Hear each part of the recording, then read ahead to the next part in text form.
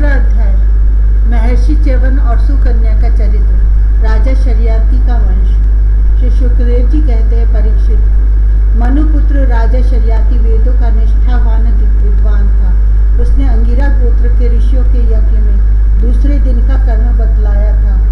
उसकी एक कमल लोचना कन्या थी। उसका नाम था सुकन्या। एक दिन राजा शर्याति अपनी कन्या के साथ वन में घूमते घूमते च्यवन ऋषि के आश्रम पर जा पहुंची। सुकन्या अपनी सखियों के साथ वन में घूम घूम कर वृक्षों का सौंदर्य देख रही थी। उसने एक स्थान पर देखा कि बाम्बी दीमकों की एकत्रित की हुई मिट्टी के छेद में से जुगनू की तरह दो ज्योतियां दिख रही हैं। देव की कुछ ऐसी ही प्रेरणा थी। सुकन्या ने बाल सुलभ चपलता से एक कांटे के द्वारा उन ज्योतियों को बेध दिया। इससे उनमें से बहुत सा खून बह चला। उसी समय राजा शर्याति के सैनिकों का मलमूत्र रुक गया। राजा शर्याति को यह देखकर बड़ा आश्चर्य हुआ। उन्होंने अपने सैनिकों से कहा, अरे तुम लोगों ने कहीं महर्षि च्यवन जी के प्रति कोई अनुचित व्यवहार तो नहीं कर दिया? मुझे तो यह स्पष्ट जान पड़ता है कि हम लोगों में से किसी न किसी ने उनके आश्रम में कोई अनर्थ किया है। तब सुकन्या ने अपने पिता से डरते डरते कहा, पिताजी, मैंने कुछ अपराध अवश्य किया है। मैंने अनजान में दो ज्योतियों को कांटे से छेद दिया है। अपनी कन्या की यह बात सुनकर शर्याति घबरा गए। उन्होंने धीरे धीरे स्तुति करके बाम्बी में छिपे हुए च्यवन मुनि को प्रसन्न किया। तदंतर च्यवन मुनि का अभिप्राय जानकर उन्होंने अपनी कन्या उन्हें समर्पित कर दी और इस संकट से छूटकर बड़ी सावधानी से उनकी अनुमति लेकर वे अपनी राजधानी में चले आए। इधर सुकन्या परम क्रोधी च्यवन मुनि को अपने पति के रूप में प्राप्त करके बड़ी सावधानी से उनकी सेवा करती हुई उन्हें प्रसन्न करने लगी। वह उनकी मनोवृत्ति को जानकर उसके अनुसार ही बर्ताव करती थी। कुछ समय बीत जाने पर उनके आश्रम पर दोनों अश्विनी कुमार आए। च्यवन मुनि ने उनका यथोचित सत्कार किया और कहा कि आप दोनों समर्थ हैं, इसलिए मुझे युवा अवस्था प्रदान कीजिए। मेरा रूप एवं अवस्था ऐसी कर दीजिए जिसे युवती स्त्रियां चाहती हैं। मैं जानता हूँ कि आप लोग सोमपान के अधिकारी नहीं हैं, फिर भी मैं आपको यज्ञ में सोमरस का भाग दूंगा।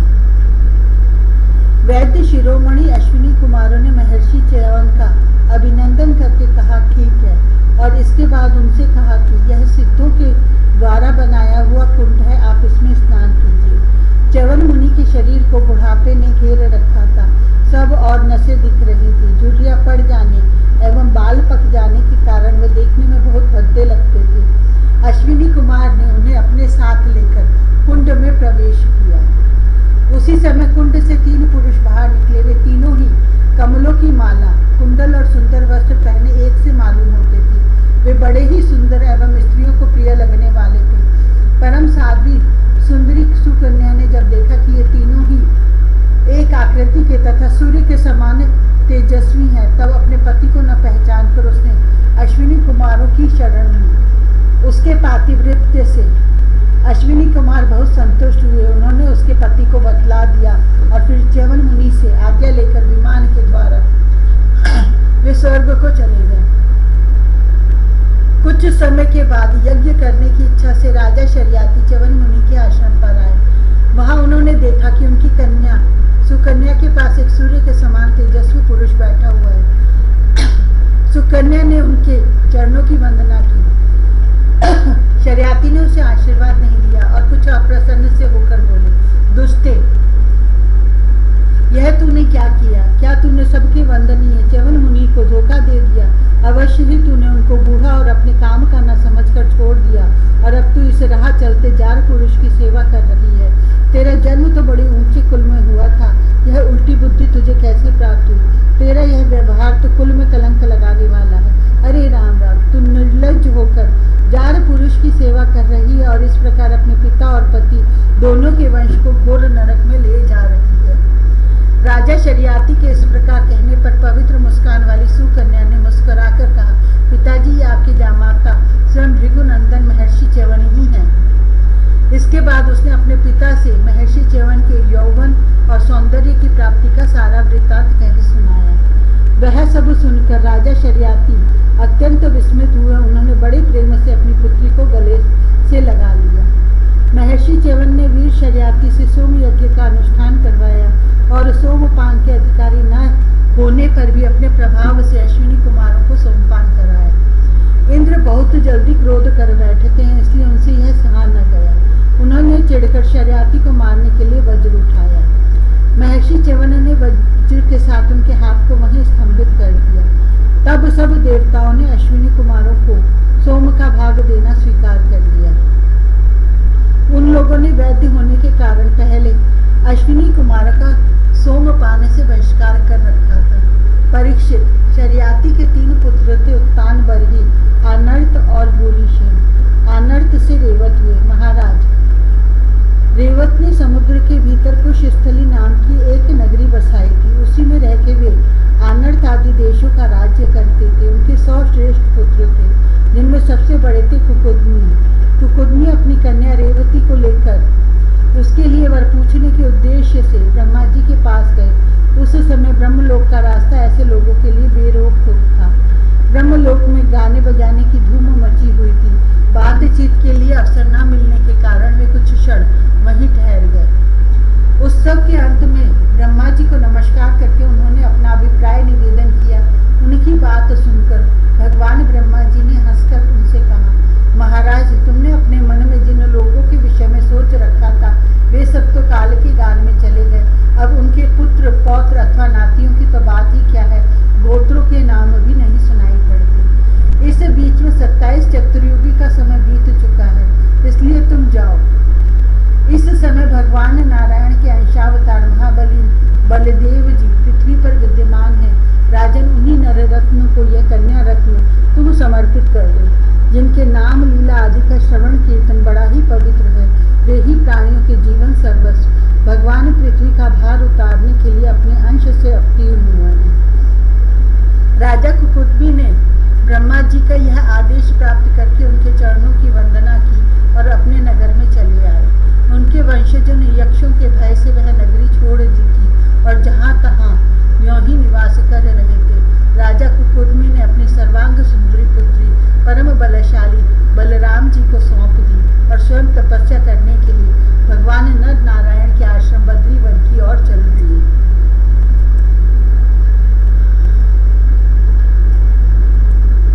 चौथा अध्याय, नाभाग और अम्बरीश की कथा। श्री सुखदेव जी कहते हैं, परीक्षित, मनुपुत्र नभग का पुत्र था नाभाग।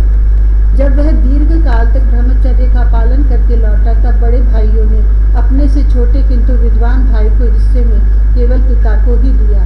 संपत्ति तो उन्होंने पहले ही आपस में बांट ली थी। उसने अपने भाइयों से पूछा, भाइयों, आप लोगों ने मुझे हिस्से में क्या दिया है? तब उन्होंने उत्तर दिया कि हम तुम्हारे हिस्से में पिताजी को ही तुम्हें देते हैं। उसने अपने पिता से जाकर कहा, पिताजी, मेरे बड़े भाइयों ने हिस्से में मेरे लिए आपको ही दिया है।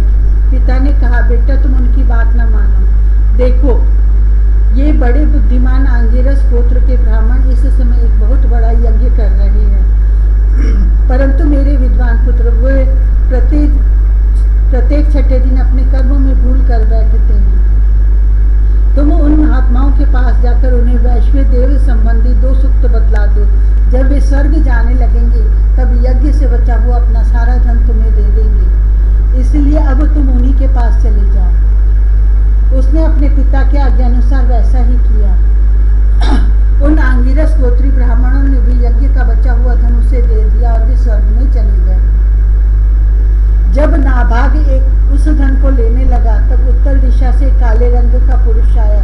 उसने कहा, इसी यज्ञ भूमि में जो कुछ बचा हुआ है वह सब धन मेरा है। नाभाग ने कहा, ऋषियों ने यह धन मुझे दिया है, इसलिए मेरा है। इस पर उस पुरुष ने कहा, हमारे विवाद के विषय में तुम्हारे पिता से ही प्रश्न किया जाए। तब नाभाग ने जाकर पिता से पूछा।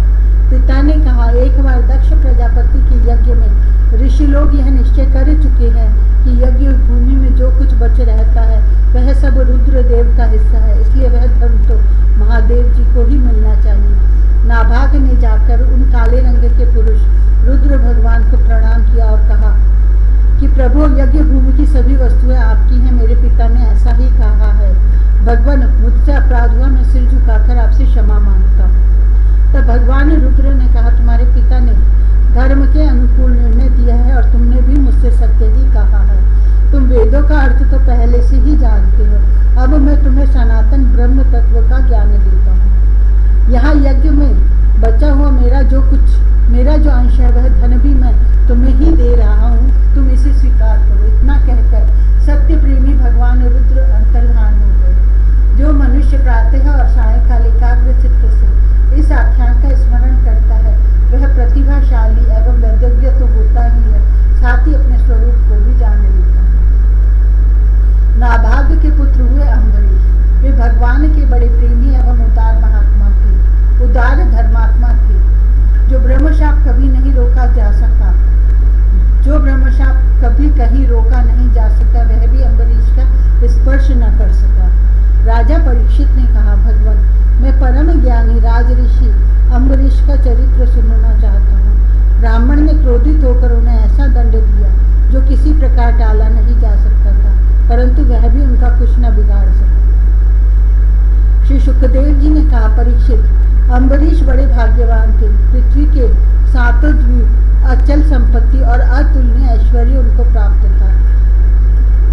यद्यपि ये सब साधारण मनुष्यों के लिए अत्यंत दुर्लभ वस्तुएं हैं, फिर भी वे इन्हें स्वप्न तुल्य समझते थे, क्योंकि वे जानते थे कि जिस धन वैभव के लोभ में पड़कर मनुष्य घोर नरक में जाता है वह केवल 4 दिन की चांदनी है, उसका दीपक तो बुझा बुझाया है। भगवान श्री कृष्ण में और उनके प्रेमी साधुओं में उनका परम प्रेम था। उस प्रेम के प्राप्त हो जाने पर तो यह सारा विश्व और इसकी समस्त संपत्तियां मिट्टी के ढेले के समान जान पड़ती थी। उन्होंने अपने मन को श्री कृष्ण चंद्र के चरणारविंद युगल में, वाणी को भगवत गुणानुवर्णन में, हाथों को श्री हरि मंदिर के मार्जन सेवन में और अपने कानों को भगवान अच्युत की मंगलमय कथा के श्रवण में लगा रखा था। उन्होंने अपने नेत्र मुकुंद मूर्ति एवं मंदिर को दर्शन में, अंग संग भगवत भक्तों के शरीर स्पर्श में, नासिका उनके चरण कमलों पर चढ़ी श्रीमती तुलसी की दिव्य गंध में और रसना जीवा को भगवान के प्रति अर्पित नैवेद्य प्रसाद में संलग्न कर दिया था। अम्बरीश के पैर भगवान के क्षेत्र आदि की पैदल यात्रा करने में ही लगे रहते और वे सिर से भगवान श्री कृष्ण के चरण कमलों की वंदना किया करते। राजा अम्बरीश ने माला चंदन आदि भोग सामग्री को भगवान की सेवा में समर्पित कर दिया था, भोगने की इच्छा से नहीं बल्कि इसलिए कि इससे वह भगवत प्रेम प्राप्त हो जो पवित्र कीर्ति भगवान के निज जनों में ही निवास करता है। इस प्रकार उन्होंने अपने सारे कर्म यज्ञ पुरुष इंद्रियातीत भगवान के प्रति उन्हें सर्वात्मा एवं सर्वस्व रूप समझकर समर्पित कर दिए थे और भगवत भक्त ब्राह्मणों की आज्ञा के अनुसार वे इस पृथ्वी का शासन करते थे। उन्होंने धर्म नाम के निर्जल देश में सरस्वती नदी के प्रवाह के सामने वशिष्ठ, असित, गौतम आदि भिन्न भिन्न आचार्यों द्वारा महान ऐश्वर्य के कारण सर्वांग परिपूर्ण तथा बड़ी बड़ी दक्षिणा वाली अनेकों अश्वमेध यज्ञ करके यज्ञाधिपति भगवान की आराधना की थी। उनके यज्ञों में देवताओं के साथ जब सदस्य और ऋत्विज बैठ जाते थे तब उनकी पलकें नहीं पड़ती थी और वे अपने सुंदर वस्त्र और ऐसे ही रूप के कारण देवताओं के समान दिखाई पड़ती थी। उनकी प्रजा महात्माओं के द्वारा गाए हुए भगवान के उत्तम चरित्रों का किसी समय बड़े प्रेम से श्रवण करती और किसी समय उनका गान करती। इस प्रकार उनके राज्य के मनुष्य देवताओं के अत्यंत प्यारे स्वर्ग की भी इच्छा नहीं करते। वे अपने हृदय में अनंत प्रेम का दान करने वाले श्री हरि का नित्य निरंतर दर्शन करते रहते थे। इसलिए उन लोगों को वह भोग सामग्री भी हर्षित नहीं कर पाती थी जो बड़े बड़े सिद्धों को भी दुर्लभ है। वे वस्तुएं उनके आत्मानंद के सामने अत्यंत तुच्छ और तिरस्कृत थी। राजा अम्बरीश इस प्रकार तपस्या से युक्त भक्ति योग और प्रजा पालन रूप स्वधर्म के द्वारा भगवान को प्रसन्न करने लगे और धीरे धीरे उन्होंने सब प्रकार की आसक्तियों का परित्याग कर दिया। घर, स्त्री, पुत्र, भाई बंधु, बड़े बड़े हाथी, रथ, घोड़े एवं पैदलों की चतुरंगिणी सेना, अक्षय रत्न, आभूषण और आयुध आदि समस्त वस्तुओं तथा कभी समाप्त न होने वाले कोशों के संबंध में उनका ऐसा दृढ़ निश्चय था कि ये सब के सब असत्य है। उनकी अनन्य प्रेममयी भक्ति से प्रसन्न होकर भगवान ने उनकी रक्षा के लिए सुदर्शन चक्र को नियुक्त कर दिया था, जो विरोधियों को भयभीत करने वाला एवं भगवत भक्तों की रक्षा करने वाला है। राजा अम्बरीश की पत्नी भी उन्हीं के समान धर्मशील, संसार से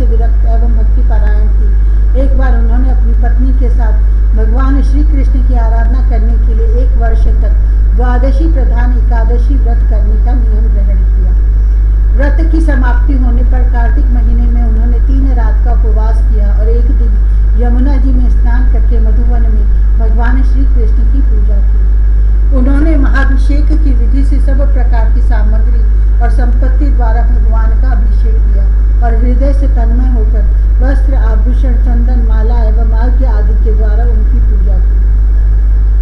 यद्यपि महाभाग्यवान ब्राह्मणों को इस पूजा की कोई आवश्यकता नहीं थी, स्वयं ही उनकी सारी कामनाएं पूर्ण हो चुकी थी, वे सिद्ध थे, तथापि राजा अम्बरीश ने भक्ति भाव से उनका पूजन किया। तत्पश्चात पहले ब्राह्मणों को स्वादिष्ट और अत्यंत गुणकारी भोजन कराकर उन लोगों के घर 60 करोड़ गौएं सुसज्जित करके भेज दी। उन गौओं के सींग सुवर्ण से और खुर चांदी से मढ़े हुए थे। सुंदर सुंदर वस्त्र उन्हें ओढ़ा दिए गए थे। वे गौएं बड़ी सुशील, छोटी अवस्था की, देखने में सुंदर, बछड़े वाली और खूब दूध देने वाली थी। उनके साथ दुहने की उपयुक्त सामग्री भी उन्होंने भिजवा दी थी। जब ब्राह्मणों को सब कुछ मिल चुका, तब राजा ने उन लोगों से आज्ञा लेकर व्रत का पारण करने की तैयारी की। उसी समय शाप और वरदान देने में समर्थ स्वयं दुर्वासा जी भी उनके यहाँ अतिथि के रूप में पधारे।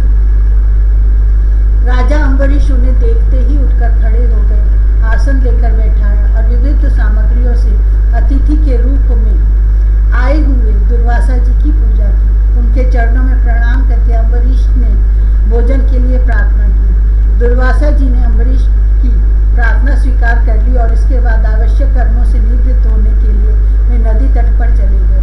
वे ब्रह्म का ध्यान करते हुए यमुना के पवित्र जल में स्नान करने लगे। इधर द्वादशी केवल घड़ी भर शेष रह गई थी। धर्मज्ञ अम्बरीश ने धर्म संकट में पड़कर ब्राह्मणों के साथ परामर्श किया। उन्होंने कहा, ब्राह्मण देवता, ब्राह्मण को बिना भोजन कराए स्वयं खा लेना और द्वादशी रहते पारण न करना दोनों ही दोष हैं। इसलिए इस समय जैसा करने से मेरी भलाई हो और मुझे पाप न लगे, ऐसा काम करना चाहिए। तब ब्राह्मणों के साथ विचार करके उन्होंने कहा, ब्राह्मणों, श्रुतियों में ऐसा कहा गया है कि जल पी लेना भोजन करना भी है, नहीं भी करना है। इसलिए इस समय केवल जल से पारण किए लेता हूँ। ऐसा निश्चय करके मन ही मन भगवान का चिंतन करते हुए राज ऋषि अम्बरीश ने जल पी लिया और परीक्षित वे केवल दुर्वासा जी के आने की बाट देखने लगे। दुर्वासा जी आवश्यक कर्मों से निवृत्त होकर यमुना तट से लौट आए। जब राजा ने आगे बढ़कर उनका अभिनंदन किया, तब उन्होंने अनुमान से ही समझ लिया कि राजा ने पारण कर लिया। उस समय दुर्वासा जी बहुत भूखे थे, इसलिए यह जानकर कि राजा ने पारण कर लिया है, वे क्रोध से थरथर कांपने लगे। भौहों के चढ़ जाने से उनका मुंह विकट हो गया। उन्होंने हाथ जोड़कर खड़े अम्बरीश से डांटकर कहा, अहो देखो तो सही, यह कितना क्रूर है। यह धन के मद में मतवाला हो रहा है। भगवान की भक्ति तो इसे छू तक नहीं गई और यह अपने को बड़ा समर्थ मानता है। आज इसने धर्म का उल्लंघन करके बड़ा अन्याय किया है। देखो, मैं इसका अतिथि होकर आया हूँ। इसने अतिथि सत्कार करने के लिए मुझे निमंत्रण भी दिया है, किंतु फिर भी मुझे खिलाए बिना ही खा लिया है। अच्छा देख, तुझे अभी इसका फल चखाता हूँ। यूँ कहते कहते वे क्रोध से जल उठे। उन्होंने अपनी एक जटा उखाड़ी और उससे अम्बरीश को मार डालने के लिए एक कृत्य उत्पन्न की। वह प्रलय काल की आग के समान दहक रही थी। वह आग के समान जलती हुई हाथ में तलवार लेकर राजा अम्बरीश पर टूट पड़ी। उस समय उसके पैरों की धमक से पृथ्वी कांप रही थी, परंतु राजा अम्बरीश उसे देखकर उससे तनिक भी विचलित नहीं हुए। वे एक पग भी नहीं हटे, ज्यों की त्यों खड़े रहे। परम पुरुष परमात्मा ने अपने सेवक की रक्षा के लिए पहले से ही सुदर्शन चक्र को नियुक्त कर रखा था। जैसे आग क्रोध से गुर्राते हुए सांप को भस्म कर देती है, वैसे ही चक्र ने दुर्वासा जी की कृत्या को जलाकर राख का ढेर कर दिया। जब दुर्वासा जी ने देखा कि मेरी बनाई हुई कृत्या तो जल रही है और चक्र मेरी ओर आ रहा है, तब वे भयभीत हो अपने प्राण बचाने के लिए जी छोड़कर एकाएक भाग निकले। जैसे ऊंची ऊंची लपटों वाला दावानल सांप के पीछे दौड़ता है, वैसे ही भगवान का चक्र उनके पीछे पीछे दौड़ने लगा। जब दुर्वासा जी ने देखा कि चक्र तो मेरे पीछे लग गया है, तब सुमेरु पर्वत की गुफा में प्रवेश करने के लिए वे उसी ओर दौड़ पड़े। दुर्वासा जी दिशा, आकाश, पृथ्वी, अतल वितल आदि नीचे के लोक, समुद्र, लोकपाल और उनके द्वारा सुरक्षित लोक एवं स्वर्ग तक में गए, परंतु जहाँ जहाँ भी गए वहीं वहीं उन्होंने असह्य तेज वाले सुदर्शन चक्र को अपने पीछे लगा देखा। जब उन्हें कहीं भी कोई रक्षक न मिला तब तो वे और भी डर गए। अपने लिए त्राण ढूंढते हुए वे देव शिरोमणि ब्रह्मा जी के पास गए और बोले, ब्रह्मा जी आप स्वयंभू हैं, भगवान के इस तेजोमय चक्र से मेरी रक्षा कीजिए। ब्रह्मा जी ने कहा, जब मेरी 2 परार्ध की आयु समाप्त होगी और काल स्वरूप भगवान अपनी यह सृष्टि लीला समेटने लगेंगे और इस जगत को जलाना चाहेंगे, उस समय उनके भूभृंग मात्र से यह सारा संसार और मेरा यह लोक भी लीन हो जाएगा। मैं, शंकर जी, दक्ष, भृगु आदि प्रजापति, भूतेश्वर, देवेश्वर आदि सब जिनके बनाए नियमों से बंधे हैं तथा जिनकी आज्ञा शिरोधार्य करके हम लोग संसार का हित करते हैं, उनके भक्त के द्रोही को बचाने के लिए हम समर्थ नहीं हैं। जब ब्रह्मा जी ने इस प्रकार दुर्वासा को निराश कर दिया तब ब्रह्मा भगवान के चक्र से संतप्त होकर वे कैलाशवासी भगवान शंकर की शरण में गए। श्री महादेव जी ने कहा, दुर्वासा जी, जिन अनंत परमेश्वर में ब्रह्मा जैसे जीव और उनके उपाधिभूत कोश इस ब्रह्मांड के समान ही अनेकों ब्रह्मांड समय पर पैदा होते हैं और समय आने पर फिर उनका पता भी नहीं चलता, जिनमें हमारे जैसों हजारों चक्कर काटते रहते हैं, उन प्रभु के संबंध में हम कुछ भी करने की सामर्थ्य नहीं रखते। मैं, सनत कुमार, नारद, भगवान ब्रह्मा, कपिल देव, अपांतरतम, देवल, धर्म, आसुरी तथा मरीचि आदि दूसरे सर्वज्ञ सिद्धेश्वर, ये हम सभी भगवान की माया को नहीं जान सकते, क्योंकि हम उसी माया के घेरे में हैं। यह चक्र उन विश्वेश्वर का शस्त्र है, यह हम लोगों के लिए असही है। तुम उन्हीं की शरण में जाओ, वे भगवान ही तुम्हारा मंगल करेंगे। वहां से भी निराश होकर दुर्वासा भगवान के परम धाम वैकुंठ में गए। लक्ष्मीपति भगवान लक्ष्मी के साथ वहीं निवास करते हैं। दुर्वासा जी भगवान के चक्र की आग से जल रहे थे। वे कांपते हुए भगवान के चरणों में गिर पड़े। उन्होंने कहा, हे अच्युत, हे अनंत, आप संतों के एकमात्र वांछनीय हैं। प्रभु, विश्व के जीवन दाता, मैं अपराधी हूँ, आप मेरी रक्षा कीजिए। आपका परम प्रभाव न जानने के कारण भी मैंने आपके प्यारे भक्त का अपराध किया है।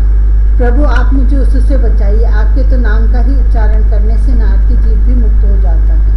श्री भगवान ने कहा, दुर्वासा जी, मैं सर्वथा भक्तों के अधीन हूँ, मुझमें तनिक भी स्वतंत्रता नहीं है। मेरे सीधे साधे सरल भक्तों ने मेरे हृदय को अपने हाथ में कर रखा है। भक्तजन मुझे से प्यार करते हैं और मैं उनसे। ब्रह्मन, अपने भक्तों का एकमात्र आश्रय मैं ही हूँ, इसलिए अपने साधु स्वभाव भक्तों को छोड़कर मैं न तो अपने आप को चाहता हूँ और न अपनी अर्धांगिनी विनाश रहित लक्ष्मी को। जो भक्त स्त्री, पुत्र, गृह, गुरुजन, प्राण, धन, इहलोक और परलोक सब को छोड़कर केवल मेरी शरण में आ गए हैं, उन्हें छोड़ने का संकल्प भी मैं कैसे कर सकता हूँ। जैसे सती स्त्री अपने पातिव्रत्य से सदाचारी पति को वश में कर लेती है, वैसे ही मेरे साथ अपने हृदय को प्रेम बंधन से बांध रखने वाले समदर्शी साधु भक्ति के द्वारा मुझे अपने वश में कर लेते हैं। मेरे अनन्य प्रेमी भक्त सेवा से ही अपने को परिपूर्ण कृतकृत्य मानते हैं। मेरी सेवा के फलस्वरूप जब उन्हें सालोक्य, सारूप्य आदि मुक्तियाँ प्राप्त होती हैं, तब वे उन्हें भी स्वीकार करना नहीं चाहते। फिर समय के फेर से नष्ट हो जाने वाली वस्तुओं की तो बात ही क्या है। दुर्वासा जी, मैं आपसे और क्या कहूँ। मेरे प्रेमी भक्त तो मेरे हृदय हैं और उन प्रेमी भक्तों का हृदय स्वयं मैं हूँ। वे मेरे अतिरिक्त और कुछ नहीं जानते तथा मैं उनके अतिरिक्त और कुछ भी नहीं जानता। दुर्वासा जी, सुनिए, मैं आपको एक उपाय बताता हूँ, जिसका अनिष्ट करने से आपको इस विपत्ति में पड़ना पड़ा है। आप उसी के पास जाइए। निरपराध साधुओं की अनिष्ट की चेष्टा से अनिष्ट करने वाले का ही अमंगल होता है। इसमें संदेह नहीं कि ब्राह्मणों के लिए तपस्या और विद्या परम कल्याण के साधन है, परंतु यदि ब्राह्मण उद्दंड और अन्याय हो जाए तो वे ही दोनों उल्टा फल देने लगते हैं। दुर्वासा जी, आपका कल्याण हो।